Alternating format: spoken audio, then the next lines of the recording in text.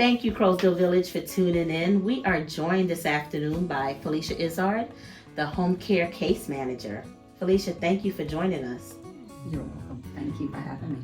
We are celebrating Nurses Week all this month. Instead of a week, we've transformed it to a month because the role of nurses here at Crowsdale is intricate. It's vital to what we do, and we're glad to have you part of that. Glad to be here. So our residents can frequently see you flying past, walking past, getting your steps in. Tell us about your role here at Crowsdale. My role here at Crowsdale, I have been the RN home care case manager here at Crowsdale since 2018. That's when I came on full time. But I started out part time in 2017 as one of the weekend nurses. Enjoyed what I saw here at Crowsdale, and when the opportunity was there, then I embraced it and came on board. Happy I did. So as the home care RN case manager, some of the different things that we do, pill boxes weekly, ordering the refills with the pill boxes, managing that. Also to meeting with the residents and their families when they're establishing, coming on board as an established case. And we review what their care needs are. And then I do offer suggestions, some things that they may not have thought about.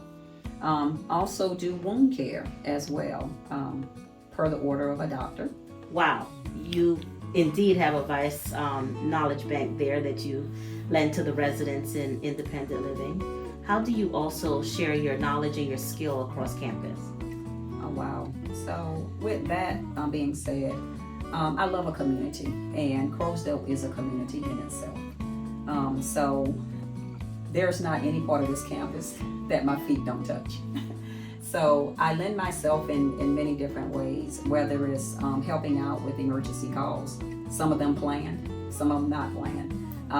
If something happens, of course, outside of our office area, or if not, then of course they'll call Felicia, which is fine. I love being there. I am here for the residents. I'm here for the staff members, and they call too.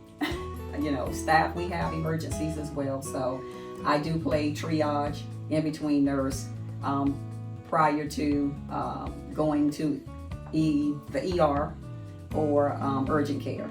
But I am happy that I can be here for the residents and the staff. And as part of an interdisciplinary team, I do also play a role in ERT, discharge care plan meetings that happen with residents when they are in the health center over in the pavilion.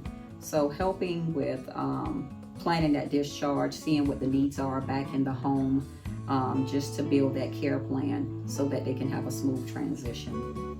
That's one of the many different ways, even helping out in assisted living when need be, if they need. You mentioned ERT.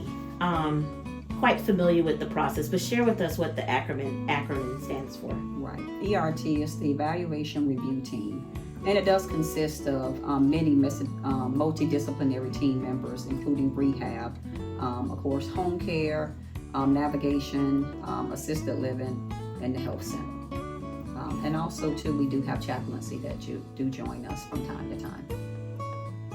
Tell us a bit about your professional background as well as your education. Wow. So my education, I have my Bachelor of Science in Nursing degree from North Carolina Central University. And I've been in nursing for 28 years. I've worked in many different areas of nursing, from the hospital to pharmaceuticals, leadership. I spent a vast majority of my career in mental health. I did work out in Butner for about 14 years plus.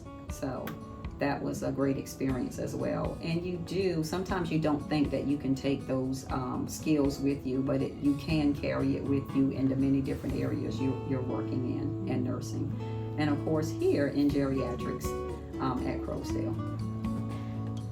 This May, or each May, is known as Mental Health Awareness Month. I did take notice of the pins you're wearing. I'm not sure that our audience can see it, but tell us a bit about your pins and their significance. Oh, yes. I do, as you do know, I have worked in mental health. I spent 14 years plus in mental health. And mental health is very important. So I work outside of here too with several organizations that address mental health. So yes, May is Mental Health Awareness Month. So one says mental health matters because it does. It's okay not to be okay, because sometimes we are so used to just putting on a face to act like things are okay, but they're not.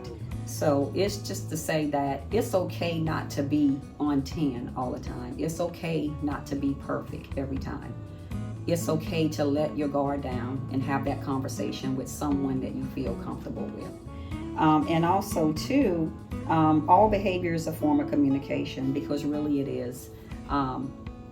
Whether it is a joyous behavior or an aggressive behavior. An aggressive behavior doesn't always mean that they're upset about something or that they're angry. Maybe it's that they just can't get out what they're trying to communicate. Maybe they think that the person that they're trying to communicate with is not understanding what they're saying. So all behavior is a form of communication, good or bad. Share with us your passion. What are you passionate about? Oh, wow, yes. My passion is service. I love service, community service. I am very and heavily involved in my community, in our community, whether it's through my church, whether it's through the Boy Scouts, whether it's at Crowsdale, because we're a community as well. Just personally, all over, I'm involved in the community. I enjoy it. I am so blessed to be a blessing to others, and it brings me great joy when I am servicing others. This has started ever since, even before I had children. I just recall different times of, as a little girl, going to nursing homes then. We call them nursing homes. Still do now, some people. And we would sing to the geriatrics.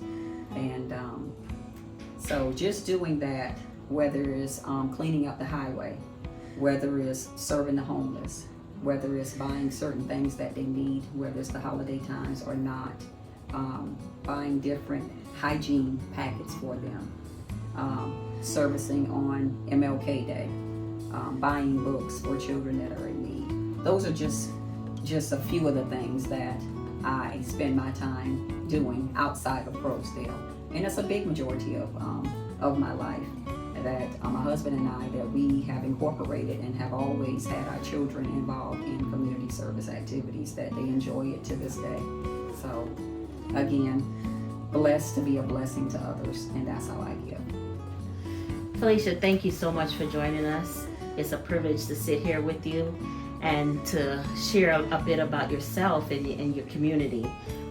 Crowsdale, of course, is fortunate to have you, and so is the home care department. You're one of the many faces that our residents have direct contact with and really serve us in that way. So thank you. Thank you for having me.